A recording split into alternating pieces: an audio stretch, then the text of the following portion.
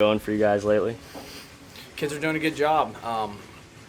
I'm really proud of the way we've continued to get better as the season's gone on, and we got some kids that like being around the ballpark and like being around each other.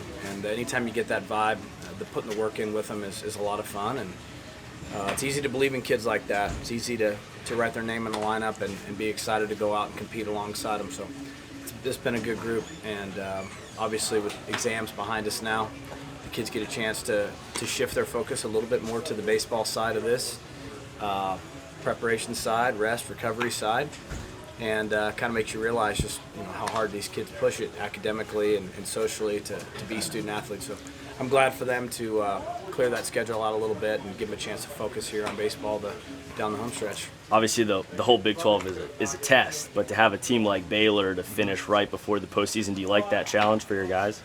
Yeah, we've been on quite a run in terms of challenges, and so this is just a continuation of what's been a great challenge for us, and each weekend has taught us something that we needed to learn.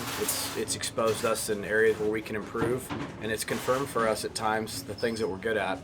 And I think that's been a big part of our season is some of the struggles and exposure to things we needed to improve upon gave us a roadmap of how to get better. And the kids have done an awesome job of working at things, which by no means a finished product, but we definitely know where we need to work and what we need to get better at. And each one of these weekends has been a new chapter in our season, and the series against Baylor will be another. So they're a very good team, and it'll be nice to be back in Stillwater, to be honest with you. We've been on the road a lot. I think we've been gone the better part of 3 weeks, and the kids have done an awesome job of embracing that challenge and being present in it. So, but Baylor's a quality team. We got a lot of really good players, and I think their coaches have done a heck of a job there in a short amount of time. You've said throughout the season that you haven't let yourself get too nostalgic about it being the last season at Alley P. Has that been on your mind at all with this being the last regular season series here? No, and I mean that only because, when you've been here as many days of your life as I have, this place will never leave who you are. It's just, it never will. What I really want to do is capture the essence of this season with this group of players, whatever that is. And this will always be part of Oklahoma State, always be part of all of us. But I don't walk in and start counting down the days, how many more times I'll do this. This is where we come and do what we do. We love this place, and whenever that time transitions to a new one, we'll embrace what's new. But yeah, we don't really get caught up in that a whole lot. We're just glad to be back here this week and play a home series, and I think there's going to be some really good crowds, and there's a lot of excitement on this street corner with softball, and hopefully see a lot of alumni come back for this. So just continue on, and keep writing some good history in this ballpark. What's been the difference for you with being able to give a visiting recruit, an actual tour of the new park versus just showing a, drawing? I think it's significant. And I think if you've been by lately, there's been some massive changes to that project in the last 2 months to where you can really see some things now and go, holy cow, that is going to be some kind of place. So I think there's definitely a sense of reality now when you go over and see it, drive around it, peek into it, walk it, whatever the case is. It's a real thing. It's every time I go in it, I'm taken back by just how awesome it is. And yeah, it is special. It's a special new chapter in our program's history. When people see it, I think it just shows the commitment to baseball at Oklahoma State. And I've told you countless times, nobody's been more supportive, encouraging, and believes in what we're trying to do here more than Mike Holder. And so it's something to share with people and show them. I think it's got tremendous value to what a kid looks at himself here and says, there's a chance to go there and really develop. As far as this ballpark, is there a certain memory or, knowing how baseball is, maybe a routine that stands out that you'll remember about this place most? Grew up in those little batting cages down there, trying to imitate the players, trying to swing like them. Shagging home runs on the other side of the fence. First one I ever hit the old scoreboard where it says Verizon now. Did that when I was 12. I remember that like it was yesterday. Sneaking bubble gum out of Coach Ward's upper left-hand desk drawer. Playing here, polishing my shoes in that dugout. Those are the things I remember. those were the markers in your brain as a little kid of why you came to the field. Obviously, coming to see my dad every day. They're countless. Did you have an audience for that home run? I mean, was it during like a BP session for the players? During baseball camp. I'll never forget it. Never forget it. First one I ever hit over the fence. I floated. About how old were you then? It was 12 or 13. I hit it left-handed. It was 13. I was just learning how to hit left-handed. Yep. Like bottom of the Verizon sign where the old scoreboard used to sit. That's the frame of the old scoreboard, and the Verizon sign is where the innings were, and they ran from left to right, 1 through 9. I'll hit right there. So that literally was the first time you hit a ball over a wall. Yep. You mentioned too how you tried to imitate the players. Who were some of them that you really looked up to when you hitting those? Robin athletes? Ventura. That's why I learned to hit left-handed. I wanted to be like him. I wanted to be just like him. I wanted to swing like him and walk like him and talk like him and be like him, man. He was the best. So when you wrap up the last game here this weekend, you don't anticipate any emotions at that point? I mean, I'm emotional, but to the point where I don't get emotional.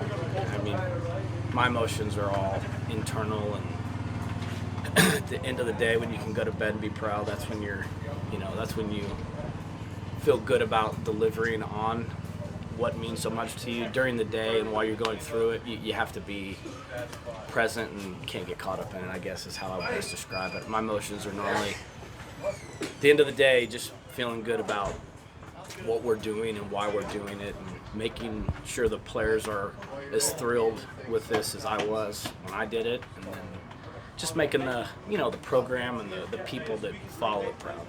Have you had many conversations with your dad about it being the last season here? Nah, not really. I mean, there's just some things that are understood, which I don't talk about. Have you appreciated the opportunity to honor the past with the things that you guys have done this year?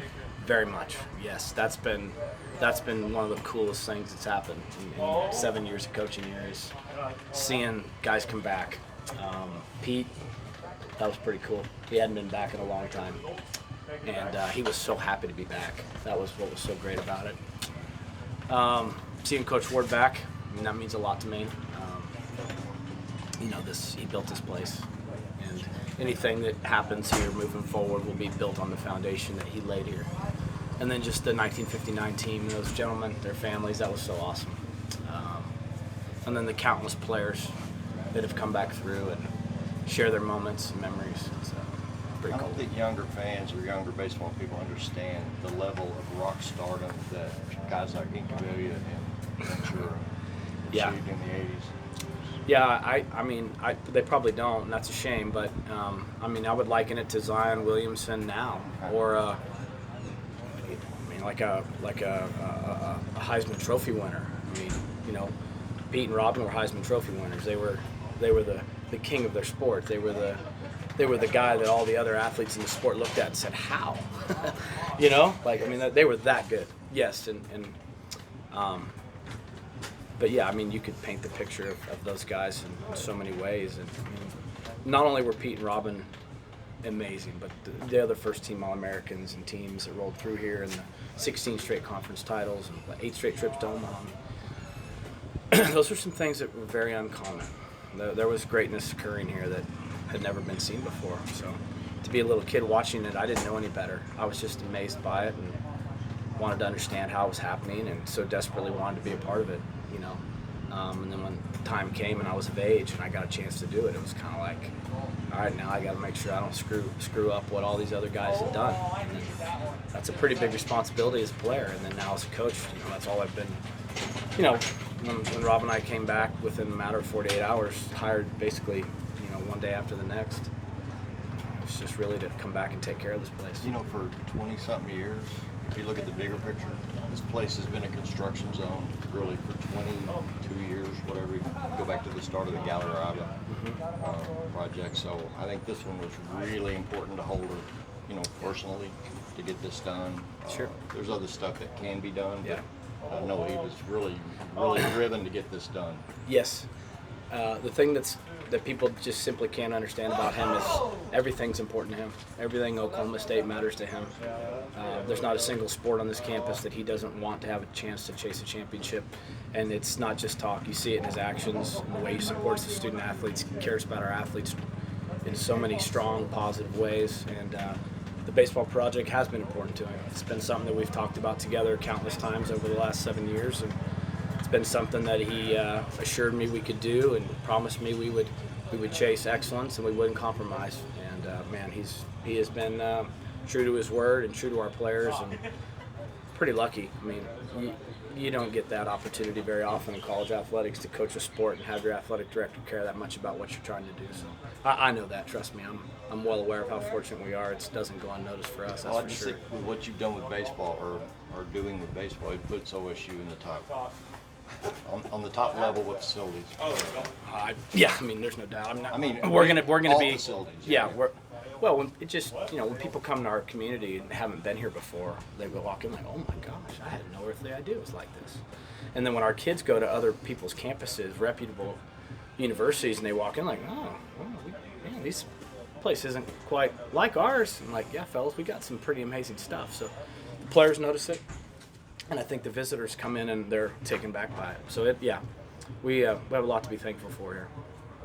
I asked Bryce this question. Maybe he's not old enough to really have the perspective of what I was getting at. But you were talking about some of those '80s teams. Does this team have a little bit of that mentality? Maybe, yeah. I mean, in a modern sense, sure.